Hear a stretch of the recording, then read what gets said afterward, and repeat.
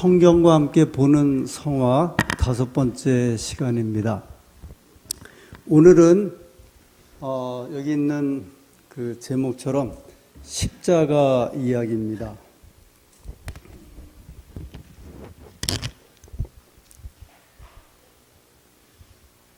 위에 불도 좀 꺼주시고요.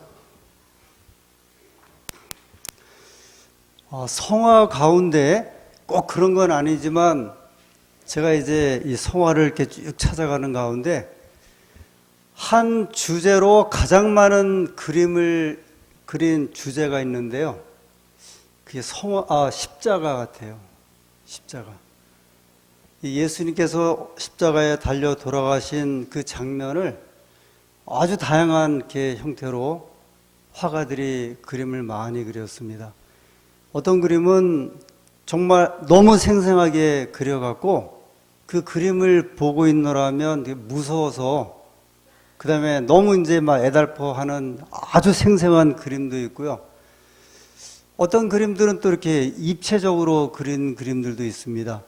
근데 제가 이제 그 십자가에 관한 그림을 찾으면서 이 십자가에 관한 성화를 그렸는데 이렇게 세 종류의 십자가 그림을 그린 것을 발견하게 됐습니다.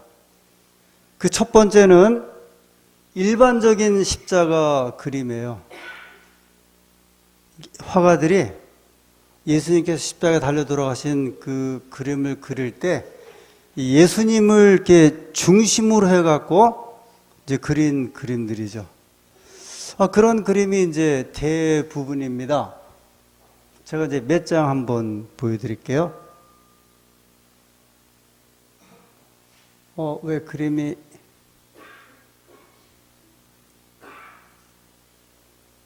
오케이. 이 그림은 렘브란트라고 하는, 제가 이제 렘브란트, 카라바조 이렇게 이야기를 많이 하는데, 렘브란트라고 하는 그 네덜란드 화가가 이 성화를 많이 그렸는데, 그분이 그린 이제 일반적인 형태의 십자가 그림이에요. 뭐 다 이런 식으로 이제 그림을 그렸죠. 또한 그림을 좀 보겠습니다.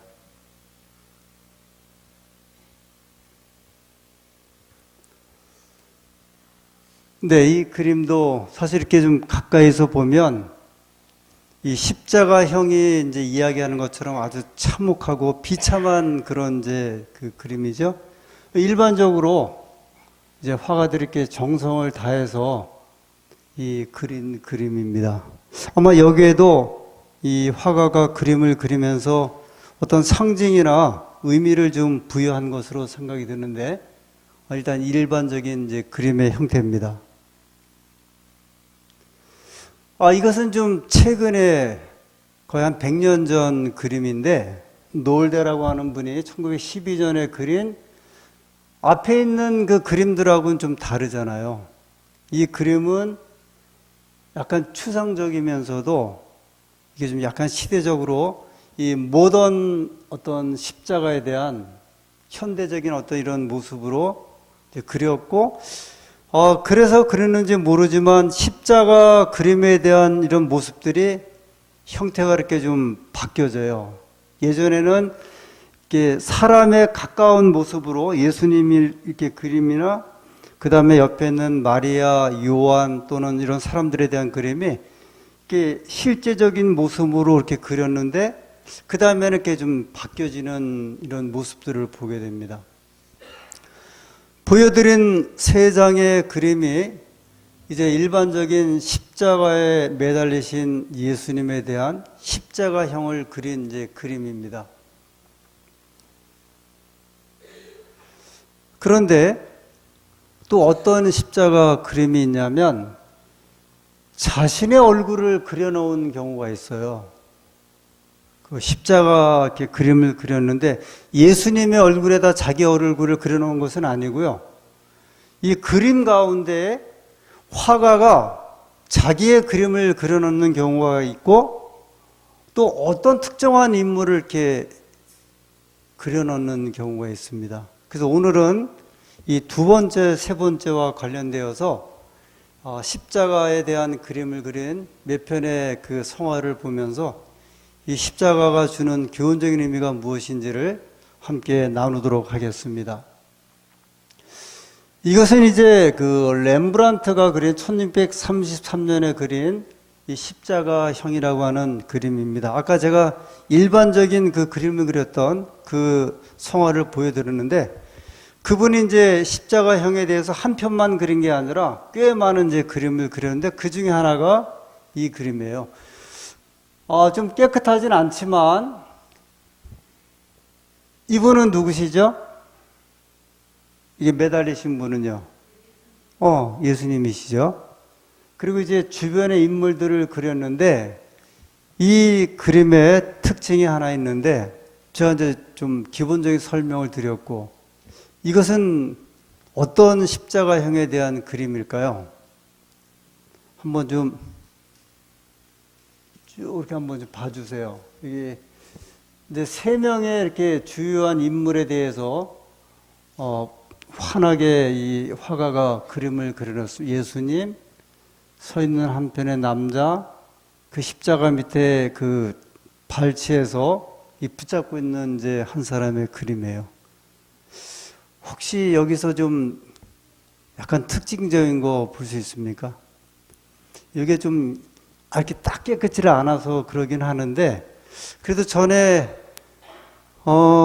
마태를 부르심에 대해서 볼 때는 저는 생각지 못했던 이제 그 발견을 하시고 일찍 알아채셔서 놀랐는데 여기 혹시 뭐가 좀 차이가 있을까요?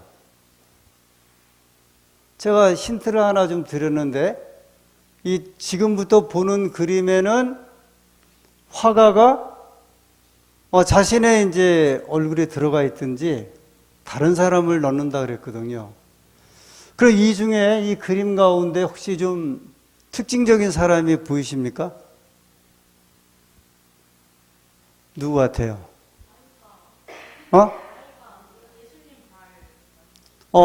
누가? 애가 이제 예수님 좀 이렇게 발을 만지고 잡고 있다 그런 모습이죠. 애는 아니에요. 애는 아닌데 애처럼 보이긴 해요, 지금. 이게 그림이 좀 약간 분명치 않아서. 근데 이 사람이 쓴 모자는 뭐냐면, 베레모예요. 베레모. 원래 지금도 화가들이 쓰는 모자가 이 베레모 같은 모자를 남자분들이 많이 쓰죠. 이 렘브란트는 그림 가운데 자화상, 그 수많은 화가 가운데 자기 얼굴을 가장 많이 그린 화가로 알려져 있는데 한 100편 돼요. 근데 그 그림 자체가 굉장히 또 유명한 이제 작품으로 남아있는 이제 화가인데 여기 이 사람은 이 십자가형을 그린 렘브란트예요. 렘브란트는 어느 시대 사람이에요? 1633년이면 예수님 십자가에 달려 돌아가시고 약 1600년이 지난 다음에 살은 사람인데 이 사람이 이 그림에다가 이 발치에다가 자기를 갖다 그려놓고 예수님이 이렇게 발을 딱 잡고 있는 모습이에요. 그럼 혹시 왜 이 화가가 이제 화가 마음이니까 왜 예수님께서 십자가에 매달리셔갖고 이렇게 지금 이제 저 십자가를 아마 아마 세우는 이런 장면 같아요. 못을 받고 세우는 장면 가운데 예수님의 발치를 붙잡는 그곳에 자기 얼굴을 그려 넣었을까? 이 인물로. 우리 최은경 입사님이 이제 화가 좀 하셨죠. 그림 좀 그리셨는데 우리 최 입사님 입장에서 한번 저걸 어떻게 설명할 수 있을 것 같아요? 그 다음에 다른 분들도 한번 생각해 보세요. 왜 그랬을 것 같아요? 이건 뭐 어렵게 생각하지 마시고 저 그림을 이렇게 저 속에 자기의 얼굴을 그려놓고 붙잡는 그 모습을 보면 어떤 생각이 좀 들어요?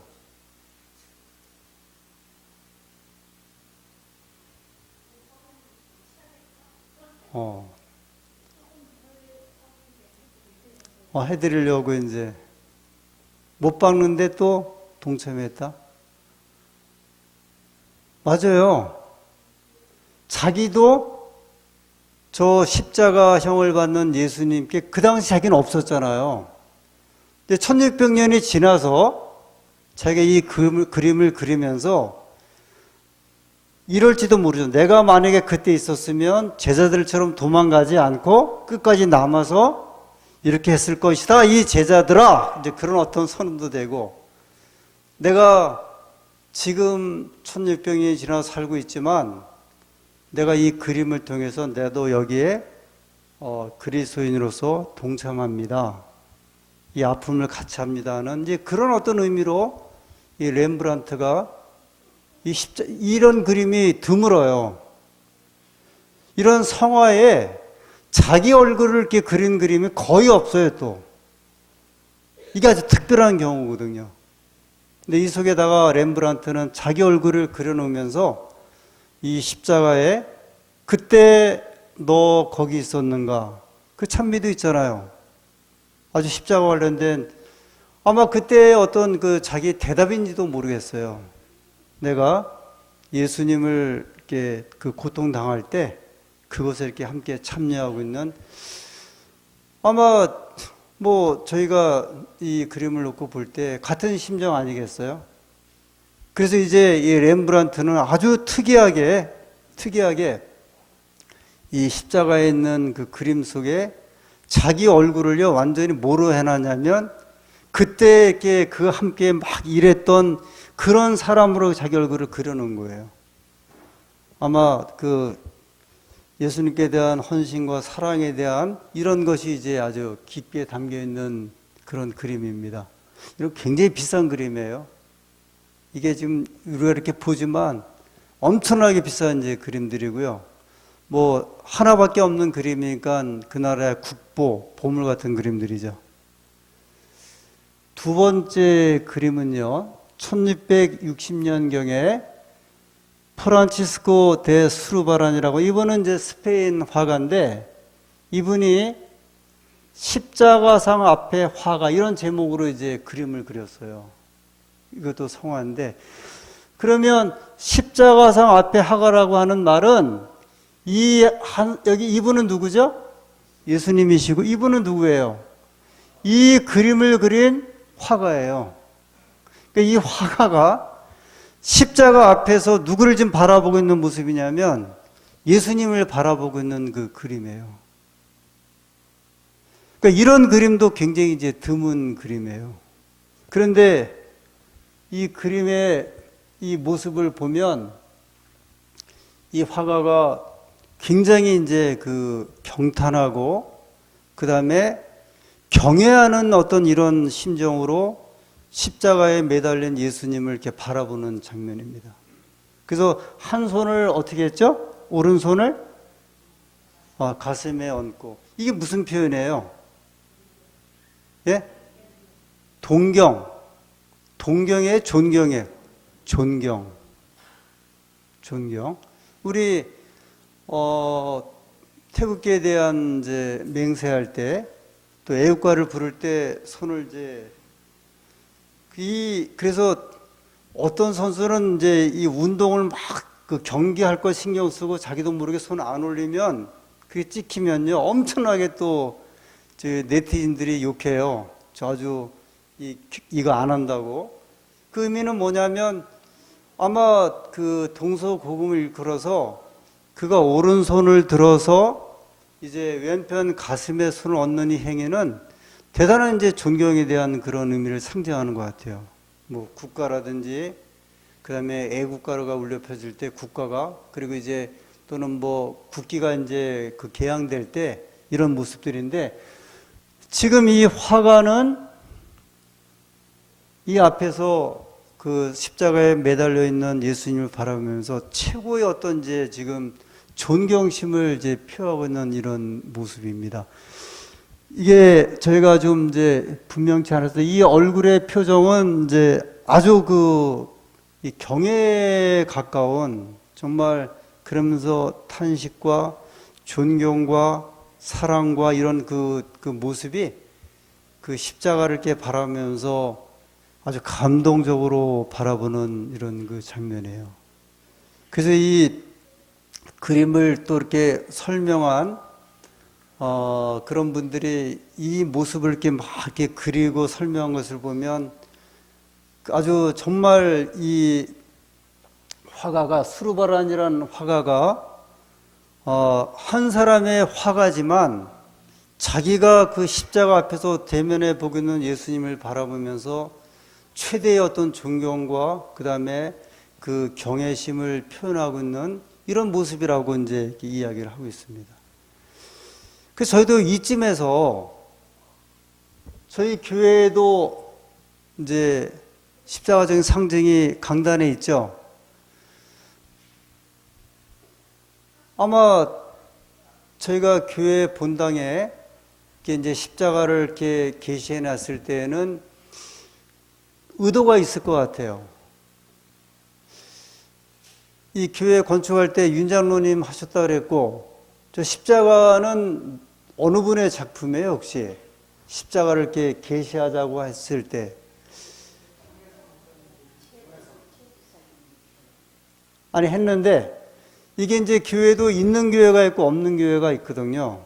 저 십자가를 표시해 놓은 교회도 있고 없는 교회가 있을 때, 이 십자가를 저렇게 이 강단의 중앙에 또 많은 분들이 보는 곳에다 이렇게 딱 걸어 놨을 때에는 많이 생각하고서 아마 이렇게 표시를 해 놨을 거예요.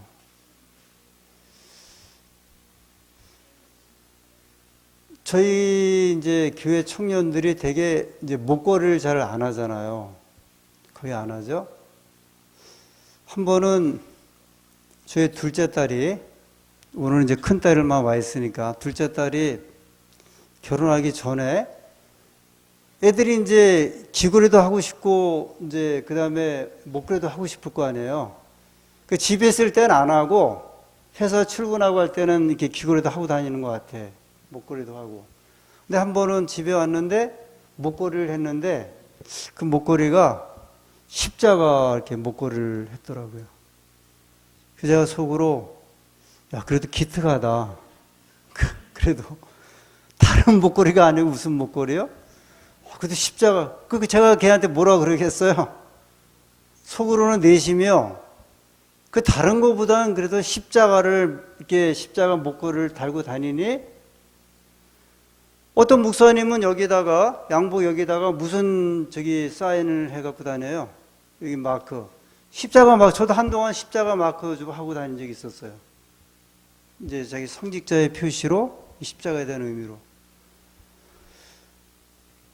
여러분과 제가 십자가를 바라볼 때 그럼 어떻게 바라보세요? 이게 대단히 중요한 이제 의미지 않습니까? 우리가 교회 아니면 다른 곳 아니더라도 여러분과 제가 생각하는 십자가에 대한 존경심은 아마 지극히 크실 거라고 생각이 들어요. 근데 어떤 그런 표현을 이제 누가 한 거냐면 이 화가가 자기 스스로 최대의 존경심을 표해서 십자가를 이제 이렇게 향하여 바라보는 그런 모습입니다. 이 구원의 이제 상징이죠.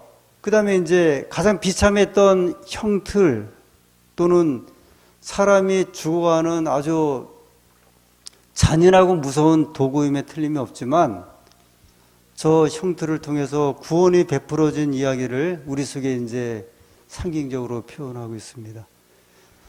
한 그림을 이제 더 보겠습니다. 혹시 이 그림 보신 분 기억나세요? 살바도르 달리가 그렸던 그림인데 혹시 안산교에서 보신 분 기억나요? 안산교에서 이 저녁에, 금요일 저녁에 이 그림을 한번 보여드렸는데 기억나세요? 한 3년 전이었을 거예요. 3년 전에 제가 어떤 주제를 하다가 유다복음에 대해서 이제 성경은 원래 66권이죠. 그 말고 그 66권을 가리켜서 정경 그래요. 캐논, 정경이라 그러고 그 다음에 외경이란 또 책이 있고 위경이란 책이 있어요. 외경은 성경 66권 외에 경전이다. 그래서 어디에 지금 담겨져 있냐면 가톨릭 교회하고 개신교회에서 합작으로 번역한 공동 그 전서에 보면 거기에 이제 외경이 그 중간에 구약과 신약 중간에 있어요. 기독교에서는 개신교에서는 외경을 인정하지 않고 정경으로, 그런데 가톨릭 교회에서는 이제 외경을 인정을 해요. 그 다음에 또 한 책이 있는데 위경이라고 하는 가짜 성경, 거짓 위자를 써갖고 그 거짓 성경이 굉장히 많은데 거짓 성경으로 판명되고 돌아다니는 것 중에 그 중에 하나가 도마 복음이 있고 유다 복음이 있어요. 도마도 썼다고 그러고 그 다음에 유다도 썼다 이제. 그래서 제가 그때 여러 이제 그 교회 관련된 이야기를 하다가 유다 복음에 대해 소개를 할 때 이제 한번 이렇게 말씀드렸던 적이 있고, 그때 이제 이 그림을 이제 보여준 거예요. 기억 혹시 하시면, 그러면 이분은 누구죠? 예수님이죠. 그럼 이 사람은 누구일까요? 그래서 그때 제가 한번 여쭤봤던, 이 사람이 누구예요? 이 사람은 살바도르 달릴까? 이 화가가 그러면 자기를 그렸을까? 앞에 렘브란트나 또 수르바란 이런 사람은 자기 그림을 넣는데 여기 바라보는 사람은 누구예요? 제가 유다. 그래서 왜 유다일까? 혹시 왜 유다일까요? 이 사람이. 자, 이 그림이 온통 이제 이렇게 노란색으로 표시되어 있는데, 이 사람이 지금 이 십자가에 매달린 예수님을 바라보는 이 사람이 무슨 옷을 이렇게 이 외투 같은 것을 걸치고 있어요? 이게 무슨, 저걸 뭐라고 그럽니까? 이렇게 천을 이렇게 쭉 지금 긴 천을 두르고 있는데, 우리 뭐 겨울에 남자들이 길게 쓰는 스카프 같은 건데, 아주 굉장히 긴 천을 쭉 두르는데, 이게 무슨 색깔이에요? 노란색이죠. 서양에서는 노란색은 배신의 상징이래요. 이 배반의 상징. 그럼 저 십자가상을 바라보고 있는 이 남자가 배반의 상징이 담겨있는 저 긴 천을 이렇게 지금 두르고 있는데, 이 사람이 누구예요, 그러면? 유다죠. 예수님을 이렇게 바라보고 있는 유다. 제가 그때 이걸 가지고 이제 한 시간을 좀 이렇게 말씀을 드리면서 유다에 대한 이야기를 했어요.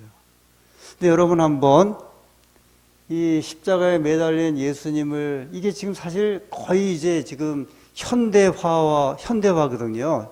현대 작가가, 물론 이제 이분은 이제 돌아가셨지만 1954년에 그렸던, 아주 최근에 그렸다고 볼 수 있는 이런 그림인데, 여기서 지금 유다가 지금 누구를 바라보고 있는 거예요? 십자가에 매달린 예수님을 바라보는데, 이 모습이 좀 어떤 모습이에요?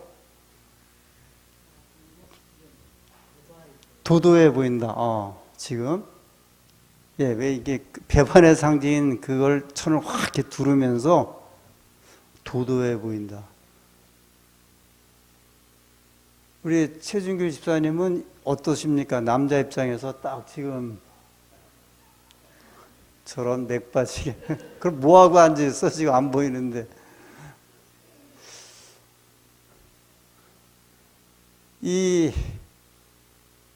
교만의 이제 상징.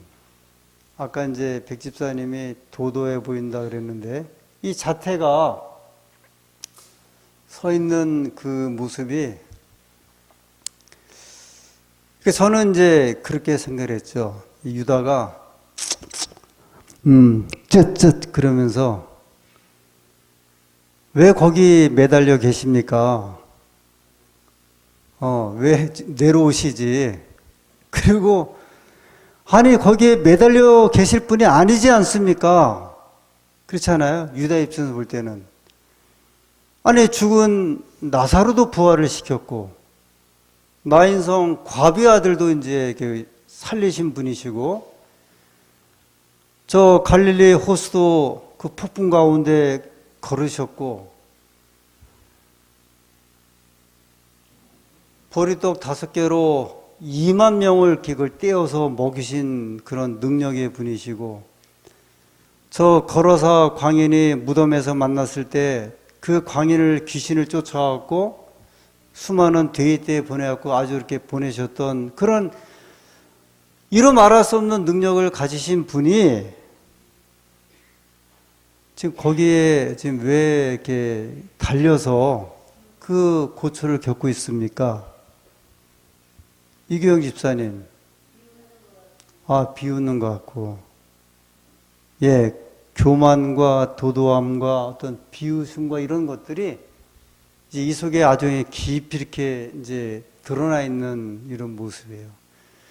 근데 사실은 이게 이제 예전에 예를 들어 200년, 300년, 400년 전에 이제 한창 이런 십자가 그림을 그리고 할 때는 대부분의 그림의 형태들이 십자가에 매달리신 분에 대한 존경과 경외와 이런 것이라고 하면 이제 십자가에 대한 어떤 의미가 현대화 되면서 바뀌는 어떤 지금 이런 지금 상황들이에요. 그래서 도마처럼 마치 그 의심과 또 불신 그리고 아주 교만함 속에서 이제 마치 현대인들이 바라보는 것 같은 그것을 이렇게 좀 표상한다고 할 정도로 이런 이제 형태의 모습입니다. 그래서 이제 예전보다는 지금 현대에 살고 있는 사람들이 어지간해서는 예수님을 이렇게 받아들이거나 구원의 이야기를 자기 것으로 삼으려고 하지를 잘 않아요. 그리고 이제 이런 이제 신학도 등장을 하죠. 또 그 다음에 이런 이제 반문이 등장을 해요. 저희는 그냥 당연하게 예수님께서 십자가에 달려 돌아가셔서 우리를 구원하셨다고 하는 그 구원의 이야기를 이제 감사함과 고마움으로 받아들이지만 많은 사람들은 이렇게 생각을 합니다. 왜 하필이면 십자가에 달려서 구원이 이루어지느냐? 그런 이야기가 이제 많은 이제 그 생각의 화두예요. 아니, 저기서 피를 흘리며 돌아가시는 것하고 우리 구원하고 어떤 의미가 있느냐? 그냥 너희 다 구원한다 그러시면 되는데 그렇지 않아요? 내가 능력자고 창조자니까 하나님께 너희 내가 다 구원하겠다 그러시면 되는데 왜 십자가에서 피를 흘리며 저렇게 돌아가셔서 죽어서 구원한다고 하는가? 우리 교우님들은 이제 그런 마음을 이제 갖지는 않으시겠죠. 근데 이제 간혹 이제 교회에서 이렇게 이야기를 나누다 보면 이 십자가 구원에 대해서 물론 여러 이야기가 있지만 이제 그 믿음의 연약함을 표현하는 분들도 종종 있는 것 같아요. 저희는 이제 그런 면에서는 이제 확신을 하고 계시죠. 예수님의 이게 십자가의 속죄라고 하는 거거든요. 죄를 속겠다고 하는 속죄적인 개념에서 십자가 사건이 우리에게 제시되고 십자가에 달려 돌아가시는데 교우님들은 어떠십니까? 이 십자가 구원에 대한 그 이야기가 아주 전적으로 신뢰하고 100% 저는 그대로 이제 이것을 따릅니다는 그 믿음의 고백. 이거 다 하고 계십니까? 혹시? 아마 또 나는 아직도 조금 이 믿음의 어떤 그 확신과 확증이 가장 이제 강렬하게 드러나는 것이 성경의 그 예수님의 구원의 이야기 가운데 이 십자가 사건입니다. 그래서 성경에 보면 이 십자가 앞에 서 있는 사람들에 대한 이야기가 특별히 누가복음 23장에 아주 여러 형태로 이제 말씀을 하고 있습니다. 누가복음 23장입니다.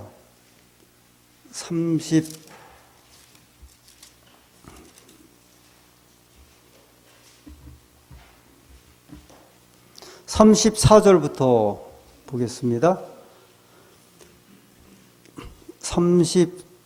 33절. 해골이라 하는 곳에 이르러 거기서 예수를 십자가에 못 박고 두 행악자도 그렇게 하니 하나는 우편에, 하나는 좌편에 있더라. 35절. 자, 보세요. 어떤 사람들이 십자가를 바라보면서 이제 있고 어떤 모습을 보이는지 35절에 백성은 서서 구경하며, 이제 십자가를 바라보는 이제 백성들 가운데 어떤 사람들이 있냐면 구경꾼들이 있는 거예요. 그냥 단순히 이 사람들은 구경꾼들이에요. 뭐 아무런 이제 동정과 의미도 없고 그냥 하나의 구경꾼들이죠. 그리고 관원들도 비웃어 가로되, 그러니까 비웃는 사람이 이제 보여요. 십자가를 보면서 저가 남을 구원하였으니 만일 하나님의 택하신 자 그리스도여든 자기도 구원할지어다 하고, 이제 구경하는 사람들, 비웃는 이제 관원들. 그 다음에 47절. 백부장이 그 된 일을 보고 하나님께 영광을 돌려 가로되, 이 백부장은 뭐 구경꾼도 비웃는 사람도 아니고요. 십자가에 달린 예수님을 바라보면서 하나님께 모한 사람이에요. 영광을 돌리면서 그가 고백합니다. 이 사람은 정녕 의인이었도다 하고, 48절에 이를 구경하러 모인 무리도 그 된 일을 보고 다 가슴을 두드리며 돌아가고, 구경하러 모였던 사람들이 그냥 가슴 두드리며 다 이제 돌아갔다고 이야기를 합니다. 49절. 예수의 아는 자들과 및 갈릴리로부터 따라온 여자들도 다 멀리 서서 이 일을 보니라.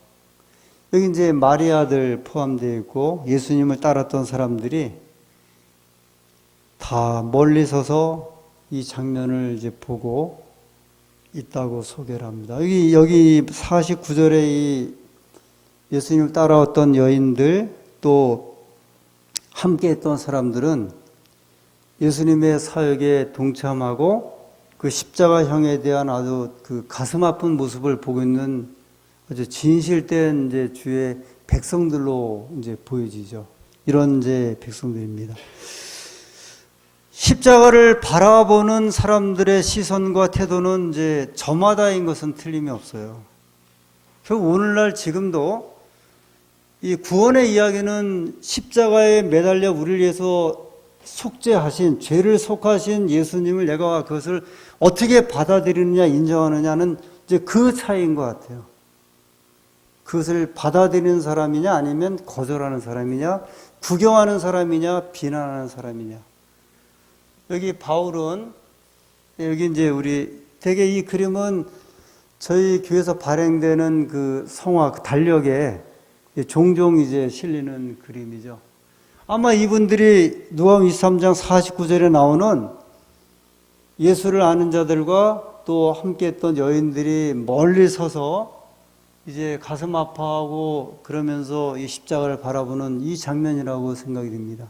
조롱하는 사람들도 아니고 비웃는 사람들도 아니고 무시하는 사람들도 아니고 아주 진실되게 예수님을 따라다니다 그 마지막까지 그 장면을 보면서 함께했던 이 사람들에 대한 모습입니다. 그래서 이제 십자가에 대한 이야기는 저희들에게도 다시 한번 이제 질문을 하죠. 또 요청을 합니다. 우리는 이 십자가를 바라보는 시선과 이 구속의 이야기가 우리의 가슴 속에, 아니 우리의 믿음 속에 얼마나 확신적이고 또 생생하게 또 그려지고 있는가. 우리 사랑하는 안산교회 교우님들이 이 십자가의 이야기가 정말 생생하게 그려지고 구원의 이야기로 늘 자리매김하게 되기를 간절히 소원합니다. 그래서 여기 바울은 이제 이렇게 우리에게 이야기를 합니다. 먼저 예수님께 십자가에 대한 말씀인데 마태복음 16장 24절에 예수님이 이렇게 이야기를 하셨습니다. 십자가에 달려 돌아가시기 전에 이에 예수께서 제자들에게 이르시되 아무든지 나를 따라오려거든 자기를 부인하고 자기 십자가를 지고 나를 따를 것이니라. 자기 십자가를 지고, 저희가 이제 십자가는 이렇게 설교하고 막 할 때 보면 여러분 종종 그런 말 하죠. 집안에 믿는 부모가 자식 있는데 하도 속을 썩이고 그러면 뭐라고 이야기를 해요? 목사님, 제가 나의 뭡니다? 십자가입니다. 그래요. 그런 소리 절대로 하지 말라 그러더라고요. 그게 십자가에 대한 표현이 아니라는 거예요. 어느 남편이 자기 부인을 가지고 목사님, 저는 저희 아내가 평생의 십자가입니다. 십자가는 예수님께서 우리에게 달리셨던 그게 십자가예요. 그 구원의 얘기가. 사람을 가지고 저 사람이 나의 십자가입니다 하는 말을 쓰지 말라고 얘기를 했어요. 근데 우리가 가지고 있는 자기 십자가인데 우리가 이제 고난과 괴로움들을 종종 표현을 하지 않습니까? 근데 우리가 그 차원에서 더 예수님께서는 우리의 눈에 보이는 그런 십자가 그거보다는 좀 더 차원이 높은, 그래서 이제 바울이 이렇게 이야기하지 않습니까? 갈라디아서 2장 20절에 내가 그리스도와 함께 십자가에 못 박혔다 그랬어요. 저 사람이 나의 십자가입니다. 그게 아니고요. 나는 아예 그 십자가에 뭐 했다? 못 박혔다. 이 말은 자기 자신을 실제로 십자가에 달린 것처럼 간주를 한 거예요. 나도 예수님처럼 십자가에 못 박힘을 당했다.